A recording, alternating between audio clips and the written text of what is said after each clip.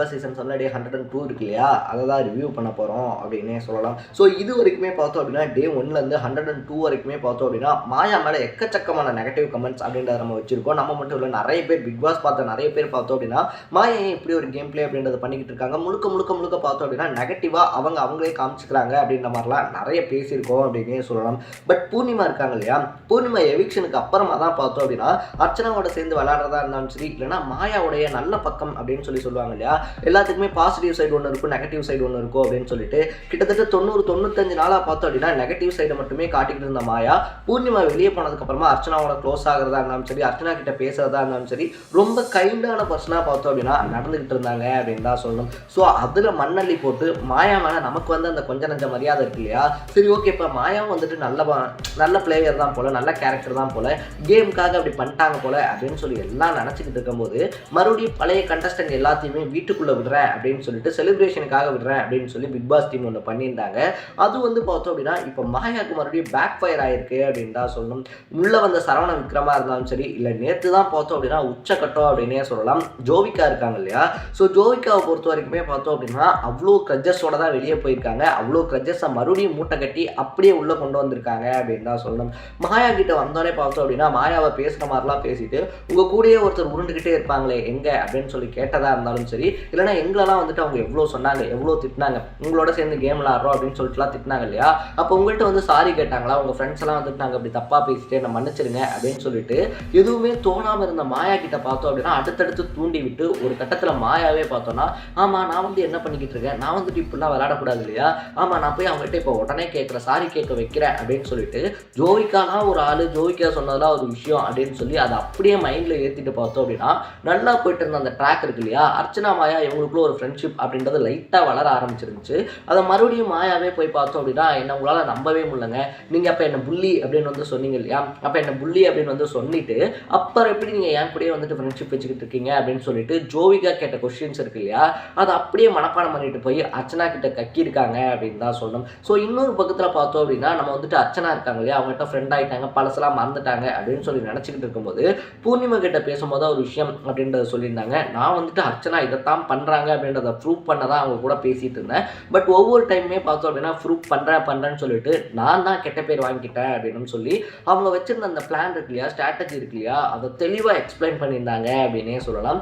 அப்போ தான் விஷ்ணு மேலே ஏன் இவங்களுக்கு இவ்வளோ கோவம் அப்படின்றதே புரிய ஆரம்பிச்சிச்சு. ஏன்னா மாயா இருக்காங்க இல்லையா, மாயாவுடைய மைண்ட் கேம் அப்படின்றத வீட்டில் இருந்த கிட்டத்தட்ட 20 கண்டஸ்டன்ட்டுமே விழுந்துட்டாங்க அப்படின்னு தான் சொல்லணும், எக்ஸ்பெக்ட் நம்ம விஷ்ணு விஜயை தவிர. நம்ம ஆரம்பத்தில் பார்த்தோம் அப்படின்னா பிரதீப் ஆண்டனி இருக்கார் இல்லையா, பிரதீப் பண்ணி ஒரு ஃபயரான பிளேயராக விளையாடிக்கிட்டு இருக்கும்போதே நீ அண்ணன் ஜெயிச்சிட்டேன் அப்படின்னா டைட்டில் வந்துருக்கு இல்லையா, டைட்டில் எனக்கு போதும், 50 லட்சத்தை வந்துட்டு நான் உனக்கு தந்துடுறேன் அப்படின்னு சொல்லிட்டு நல்ல ஃபயராக மாயாக்கு அகென்ஸ்டாக விளையாடிக்கிட்டு இருந்த பிரதீப் ஆண்டனியை பார்த்தோம் அப்படின்னா அண்ணன் அப்படின்ற ஒரு ஜோனில் சிக்க வச்சாங்க.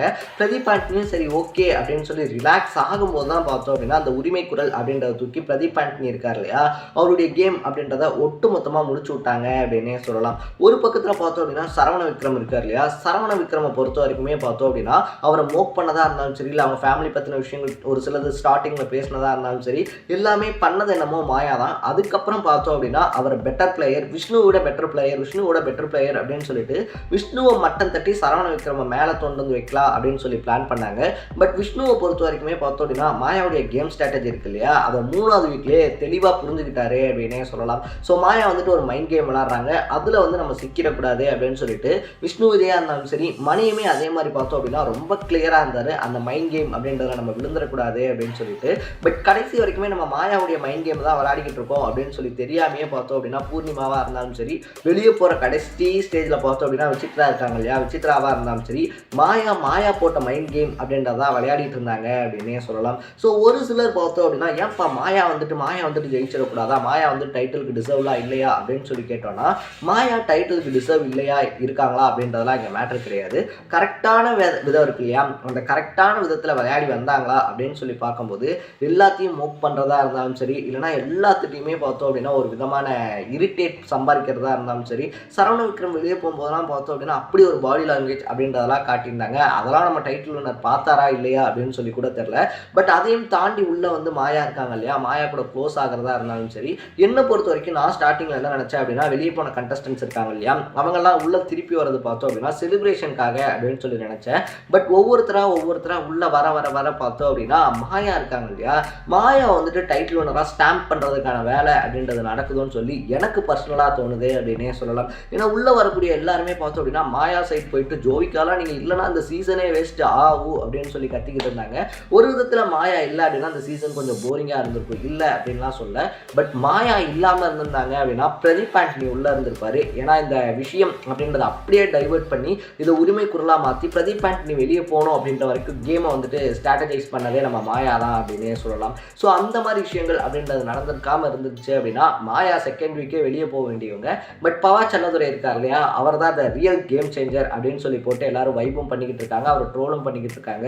ஏன்னா அவர் வந்துட்டு தானா நான் வெளியே போகிறேன் அப்படின்னு சொல்லி சொல்லாமல் இருந்திருந்தாங்க அப்படின்னா மாயா செகண்ட் வீக்கே வெளியே போயிருப்பாங்க. பூர்ணிமாவும் ஒருவேளை அவங்களுடைய கேம் அப்படின்றத பக்காவாக ஆடி இருப்பாங்களோ என்னமோ அப்படின்னு தான் சொல்லணும். பட் ஒரு விதத்தில் நேற்று எனக்கு பூர்ணிமா ரொம்பவே பிடிச்சிருந்துச்சு அப்படின்னே சொல்லலாம். ஏன்னா விஷ்ணுவோட பார்த்தோம் அப்படின்னா விஷ்ணு விஜய் இருக்கார் இல்லையா, அவங்களோட எக்கச்சக்கமான கருத்து முரண்பாடாக இருந்தாலும் சரி, இல்லைனா மாயா வந்துட்டு அவங்களை யூஸ் பண்ணிட்டாரு அப்படின்னு சொல்லி அவங்க மண்டையை கழுவி வச்சிருந்ததா இருந்தாலும் சரி, எல்லா விஷயத்தையுமே மறந்துட்டு வெளியே போயிட்டு மறுபடியும் உள்ளே வந்தோடனே விஷ்ணு விஜய் இருக்கார் இல்லையா, அவர் வந்து ஒரு மாதிரி கன்ஃபியூஸ்ட் ஆகிட்டு இருக்காரு. வெளியே போகிறதெல்லாம் கரெக்டாக போதா தப்பாக போதான்னு தெரியாமல் கன்ஃபியூஸ்ட் ஆகிட்டு இருக்காரு அப்படின்னு சொல்லி தெரிஞ்சோடனே நீங்கள் எதை பற்றியும் ஃபீல் பண்ண வேணாம், வெளியே எப்படி போகுதுன்னா ஃபீல் பண்ண வேணாம், வெளியே எல்லாமே நல்லா தான் போய்கிட்டு இருக்கு அப்படின்னு சொல்லிட்டு விஷ்ணு விஜய் இருக்கார் இல்லையா, இன்னுமே அவர் மேலே ஒரு சாஃப்ட் கார்னர் இருக்கிறதுனால ஒரு ஃப்ரெண்டாக பார்த்தோம் அப்படின்னா அவங்களுக்கு அட்வைசஸ் அப்படின்றது கொடுத்துட்டு இருந்தாங்க. அந்த இடத்துல பார்த்தோம் அப்படின்னா பூர்ணிமா இருக்காங்க இல்லையா, மாயாவோட கம்பேர் பண்ணும்போது பூர்ணிமா எவ்வளவோ பெட்டர் அப்படின்னு சொல்லி தான் எனக்கு பர்சனலாக தோணுச்சு அப்படின்னே சொல்லலாம். சரி, டே 102 இருக்கு இல்லையா, டே 102 பொறுத்த வரைக்குமே ஜோவிகாவை உள்ள விட்டது அப்படின்றது தேவையில்லாத விஷயம் அப்படின்னு சொல்லி எனக்கு தோணுச்சு. ஏன்னா மாயா கொஞ்சம் நெஞ்சம் சம்பாரிச்சு வச்சிருந்த மரியாதையும் மொத்தமாக ஜோவிகா முடிச்சு விட்ருக்காங்க அப்படின்னே சொல்லலாம். ஸோ நீங்கள் ஜோவிகாவை பற்றி என்ன நினைக்கிறீங்க அப்படின்றத கமெண்ட் செக்ஷனில் பதிவு பண்ணிவிட்டு இதே மாதிரி இன்னும் இருக்கக்கூடிய ஒரு 3 நாளுக்கான ரிவ்யூவை நீங்கள் தொடர்ந்து பார்க்கணும்னு ஆசைப்பட்டா மறக்காமல் நம்ம சேனலை சப்ஸ்கிரைப் பண்ணிக்கோங்க. நாளைக்கு இதே 103 ரிவ்யூவோட சந்திக்கலாம். Ta-ta, bye by.